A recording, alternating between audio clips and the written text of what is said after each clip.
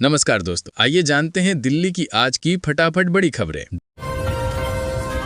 दिल्ली के 3 बड़े फ्लाईओवर की होगी मजबूती जांच। दिल्ली के 3 प्रमुख flyover RTR, IIT, Africa Avenue और मोदी मिल की मजबूती की विस्तृत जांच शुरू हो गई है। करीब 15 से 24 साल पुराने ये फ्लाईओवर अब जर्जर हालत में पहुंच गए हैं। जोड़ों में दरारें, कंक्रीट टूटना और खालीपन जैसी खामियां सामने आई हैं। लोक निर्माण विभाग ने पूरी जांच के साथ मरम्मत कार्य शुरू कर दिया है। सबसे महत्वपूर्ण काम पुराने जोड़ों की मरम्मत और इलास्टोमेरिक बेयरिंग बदलना है, जिससे फ्लाईओवर भारी ट्रैफिक, कंपन और तापमान बदलने के दबाव को सुरक्षित तरीके से झेल सके।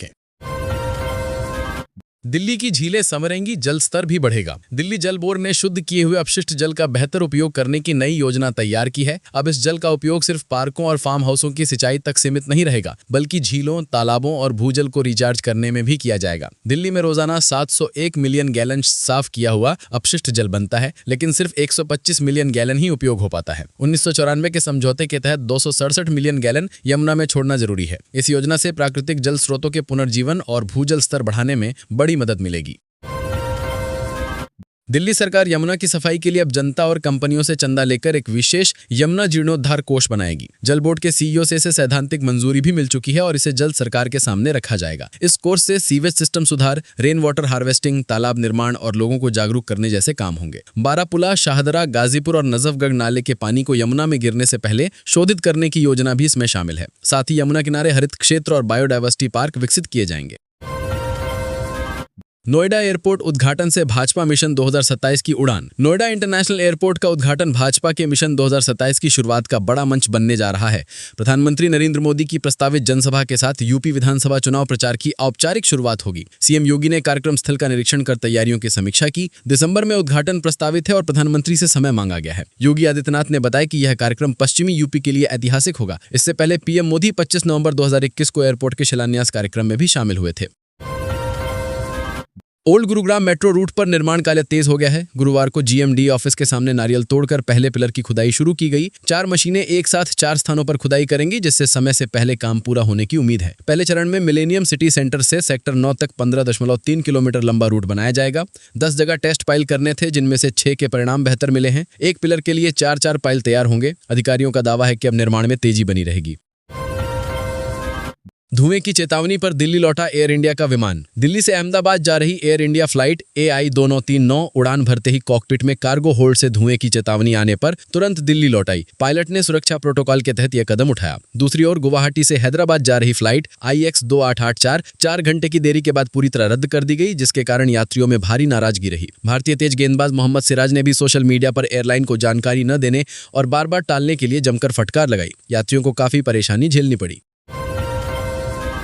एयर प्यूरिफायर से तुरंत हटे 18% जीएसटी। दिल्ली में बढ़ते प्रदूषण के बीच अरविंद केजरीवाल ने केंद्र सरकार से एयर और वाटर प्यूरिफायर पर लगने वाले 18% जीएसटी को तुरंत हटाने की अपील की है। उनका कहना है कि जहरीली हवा में जी रही जनता को साफ हवा और पानी जैसी बुनियादी जरूरतों पर कर देना अन्याय है। केजरीवाल ने कहा कि दिल्ली सहित उत्तर भारत के कई शहरों में प्रदूषण जानलेवा स्तर पर है और लोग संरक्षण के लिए एयर प्यूरिफायर खरीदना चाहते हैं, लेकिन जीएसटी के कारण वे महंगे पड़ते हैं। उन्होंने सवाल उठाया कि जब समाधान नहीं दे पा रहा है तो कम से कम राहत तो दी जाए। नोएडा एयरपोर्ट में नौकरी का मौका, किसे भेजा गया इंटरव्यू लेटर। नोएडा एयरपोर्ट के लिए जमीन देने वाले किसानों के बच्चों को नौकरी देने की प्रक्रिया शुरू हो गई है। 2 दिसंबर को होने वाले साक्षात्कार के लिए युवाओं को कॉल लेटर भेजने शुरू कर दिए गए हैं। भूमि अधिग्रहण के दौरान मुआवजे के बजाय रोजगार चुनने वाले परिवारों के लिए ये बड़ा अवसर है। पहले चरण में 5000 किसानों ने जमीन दी थी, जिनमें से अधिकतर ने 5 लाख रुपए लिए, लेकिन 335 परिवारों ने नौकरी का विकल्प चुना। नियाल ने इन्हीं परिवारों के युवाओं को इंटरव्यू लेटर भेजकर भर्ती प्रक्रिया शुरू कर दी है। दिल्ली पुलिस को बड़ी कामयाबी। दिल्ली पुलिस की क्राइम ब्रांच ने कनाडा में कॉमेडियन कपिल शर्मा के कैप्स कैफे पर फायरिंग कराने वाले मुख्य साजिशकर्ता को गिरफ्तार कर लिया है। आरोपी बंदू मान सिंह गोल्डी ढिल्लो गैंग का भारत कनाडा बेस्ड हैंडलर बताया जा रहा है और उसके खिलाफ कई केस दर्ज हैं। पुलिस ने उसके पास से हाई एंड PX3 पिस्टल और 8 जिंदा कारतूस बरामद किए। कपिल शर्मा के कैफे पर 10 जुलाई, 7 अगस्त और 16 अक्टूबर को फायरिंग हुई थी। कपिल ने कहा कि इन घटनाओं के बाद कनाडा प्रशासन ने सख्त कार्रवाई शुरू कर दी है। दिल्ली वाले तैयार हो जाइए, अगले 3 दिन कोहरा छाने के आसार। राजधानी दिल्ली में अगले 3 से 4 दिनों तक सुबह के समय हल्का कोहरा छाने की संभावना है, जिससे सुबह शाम ठंड का एहसास और बढ़ेगा। गुरुवार को दिल्ली में अधिकतम व न्यूनतम तापमान सामान्य से कम रिकॉर्ड किए गए। सफदरजंग केंद्र पर दिन का तापमान 25.7 डिग्री और न्यूनतम 8.3 डिग्री रहा। दिल्ली के कई इलाकों में सुबह हल्की धुंध छाई रही, जो दिन चढ़ने पर साफ हो गई। यहाँ आर्द्रता स्तर 48 से 100% के बीच रहा। रिज क्षेत्र में अधिकतम तापमान 24.6 डिग्री दर्ज किया गया। 2 दिन की हल्की राहत, फिर दिल्ली की हवा में घुला जहर। दिल्ली में 2 दिनों की हल्की राहत के बाद प्रदूषण स्तर फिर तेजी से बढ़ गया है। गुरुवार को 13 इलाकों में AQI 400 पार कर गंभीर श्रेणी में पहुंच गया। धीमी हवा और सुबह के हल्के कोहरे ने प्रदूषण को बढ़ाया है। आज भी कई जगहों पर धुंध की मोटी परत छाई है। मानसून सीजन में हवा काफी साफ रही, लेकिन वापसी के बाद से प्रदूषण लगातार बढ़ा है। 14 अक्टूबर के बाद से दिल्ली की हवा खराब, बेहद खराब या गंभीर श्रेणी में बनी हुई है। क्या रूसी महिला के बेटे को लेकर भागने में दूतावास अधिकारियों ने की मदद? रूसी महिला विक्टोरिया बसु के बेटे को लेकर भारत से भागने के मामले में नया मोड़ आया है। दिल्ली पुलिस का दावा है कि रूसी दूतावास के 2 अधिकारियों ने उसे नेपाल बॉर्डर तक पहुंचाने में मदद की। हालांकि दूतावास ने इन आरोपों को खारिज किया है। विक्टोरिया ने अपने पति से अलग होने के बाद बच्चे की कस्टडी के लिए कोर्ट में केस किया था। सुप्रीम कोर्ट ने दोनों को सप्ताह में 3-3 दिन बच्चे के साथ रहने की अनुमति दी थी। जुलाई में अचानक विक्टोरिया बेटे संग नेपाल पहुंची और वहां से रूस चली गई। दिल्ली में ठग ठग गैंग के 2 बदमाश गिरफ्तार। आरकेपुरम थाना पुलिस ने ठग ठग गैंग के कुख्यात अपराधियों संजू मद्रासी और गौरव को मदनगीर से गिरफ्तार किया है। उनके पास से चोरी का लैपटॉप, स्कूटी, पैन, आधार कार्ड समेत कई सामान बरामद हुए हैं। दोनों को न्यायिक हिरासत में भेज दिया गया है। इन पर दिल्ली के दक्षिण, दक्षिण पूर्व और दक्षिण पश्चिम जिलों में चोरी, लूट, झपटमारी और ठगी सहित 15 से अधिक मामले दर्ज हैं। 21 नवंबर को एक महिला को रिंग रोड पर हयात होटल के पास भ्रमित कर सामान चोरी किया गया था, जिसके बाद पुलिस ने इनकी तलाश तेज की।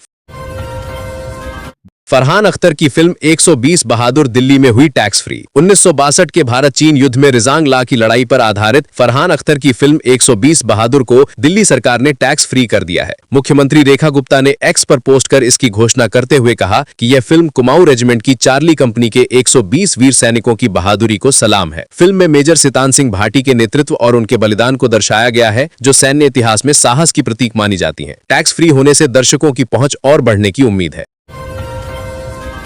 युवक को गूगल पर कॉल गर्ल का नंबर खोजना पड़ गया महंगा। फरीदाबाद के बल्लभगढ़ में गूगल पर कॉल गर्ल का नंबर खोजने वाला युवक साइबर ठगी का शिकार हो गया। आरोपियों ने उसे बहला फुसलाकर अलग अलग बहानों में 2,30,800 रुपए ठग लिए। युवक ने पुलिस में शिकायत दर्ज कराई, जिसके बाद केस दर्ज कर जांच शुरू कर दी गई है। पीड़ित का कहना है कि उसे इंटरनेट से मिला नंबर पहले व्हाट्सएप पर चैट करने को कहा गया, फिर एक और नंबर दिया गया। 22 नवंबर को होटल पहुंचने पर उससे चार्ज के नाम पर कई किस्तों में पैसे वसूले गए। बाद में उसे ठगी का एहसास हुआ। गाजियाबाद में SIR ड्यूटी से नदारत 21 और BLO पर FIR। गाजियाबाद में ड्यूटी से बार बार गैर हाजिर रहने पर 21 BLO के खिलाफ FIR दर्ज की गई है। इनकी ड्यूटी साहिबाबाद विधानसभा क्षेत्र में स्पेशल इंटेंसिव रिवीजन के लिए लगाई गई थी। अधिकारियों ने बताया कि इन्हें 3-3 नोटिस जारी किए गए, लेकिन फिर भी ये काम पर नहीं पहुंचे। अधिकांश आरोपी इंजीनियर और विभिन्न विभागों के कर्मचारी हैं। प्रशासन ने इसे गंभीर लापरवाही मानते हुए कार्रवाई की। लोनी क्षेत्र में भी एक BLO पर रिपोर्ट दर्ज की गई है, जबकि 3 कर्मचारियों को नोटिस भेजकर स्पष्टीकरण मांगा गया है। मौलाना कर रहा था युवाओं का ब्रेन वॉश। फरीदाबाद आतंकी मॉड्यूल खुलासे के बाद खुफिया एजेंसियों ने कट्टरपंथी नेटवर्क पर कार्यवाही तेज कर दी है। जांच में आजमगढ़ के मदरसा शिक्षक मौलाना शमशुल हुदा खान का नाम सामने आया है, जो ब्रिटिश नागरिकता लेकर पाकिस्तान समर्थित समूहों से जुड़कर भारतीय युवाओं को कट्टरपंथ की ओर धकेल रहा है। कई मदरसे और मौलानाओं की संदिग्ध गतिविधियां एजेंसियों के रडार पर हैं। IB का मानना है कि ये नेटवर्क राष्ट्रीय सुरक्षा के लिए गंभीर खतरा है। आने वाले दिनों में देश भर में व्यापक कार्रवाई की संभावना जताई जा रही है। काम से घर लौट रहा था नरेश, तेज म्यूजिक वाला कैंटर बन गया काल। फरीदाबाद के छायनसा इलाके में सड़क हादसे में स्टार वायर फैक्ट्री में काम करने वाले 26 वर्षीय नरेश भाटी की इलाज के दौरान मौत हो गई। वह 26 नवंबर की शाम बाइक से घर लौट रहा था, जब तेज म्यूजिक बजा रहा एक कैंटर उसकी बाइक से टकरा गया। परिजन उसे तुरंत ESI अस्पताल ले गए, जहां इलाज के दौरान उसकी मौत हो गई। पुलिस ने अज्ञात कैंटर चालक के खिलाफ लापरवाही से गाड़ी चलाने का केस दर्ज किया है। पोस्टमार्टम के बाद शव परिजनों को सौंप दिया गया है।